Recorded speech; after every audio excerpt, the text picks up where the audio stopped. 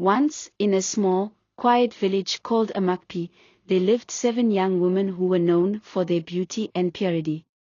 They were kind-hearted and innocent, helping everyone in the village. But this kindness made some men envious and cruel. One night, under the cover of darkness, a group of wicked men captured the 7 women and accused them of practicing witchcraft. The women cried and pleaded, "We are innocent. Why would you do this to us?" But the men didn't listen. They dragged them to a nearby forest, tied them to a large tree, and set it on fire. Their screams echoed through the night, but no one came to their rescue. As the fire consumed them, the youngest virgin, Ada, cried out with her last breath, "You may silence us now, but one day, justice will rise. We will return for vengeance." From that day, the village became cursed. Crops failed, children fell ill, and the once happy village grew cold and fearful. People whispered about the spirits of the 7 virgins haunting. Years passed, and the tale of the 7 virgins became a myth, something parents told children to scare them into behaving. But one day, a group of city boys arrived in Amukpe for an adventure. They had heard rumors about the haunted forest and decided to prove it was all nonsense. Ghosts? Curses? That's just village superstition, laughed Tiger, the leader of the group. His friends, F, Calvin, and Sei, nodded in agreement. Armed with torches and cameras, they entered the forest late at night, determined to uncover the truth. At first, it seemed peaceful. The trees swayed gently, and the sound of crickets filled the air. But as they went deeper, the air grew colder. A strange mist began to surround them. The boys laughed nervously, but their laughter faded when they heard soft whispers. "Who's there?" F called out, his voice shaking. The whispers grew louder, turning into eerie chants.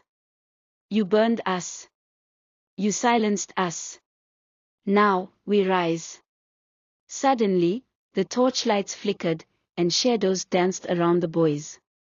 Out of the mist appeared 7 pale figures, their eyes glowing red, their faces filled with pain and rage.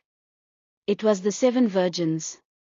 The boys tried to run, but the forest seemed to close in on them. Trees twisted and blocked their paths. The ground turned to mud, pulling at their feet. One by one, they were separated. Tiger, the fearless leader, found himself face to face with Ada, the youngest virgin. "You think you're brave," she whispered, her voice cold and hollow. "But do you feel the pain of being betrayed? Do you feel the fire that consumed us?" Calvin and F heard the screams of their friend but couldn't find him. Suddenly, they stumbled upon an old tree, blackened and burned. Around it were 7 graves, each with the name of a virgin carved into the soil. "Why are you showing us this?" Calvin shouted. A voice echoed around them, "Because your village forgot us. You laughed at our pain. Now, you will feel it." F tried to apologize. "We are sorry. We didn't know the truth." But it was too late. The spirits didn't want apologies, they wanted justice. The boys fought to survive.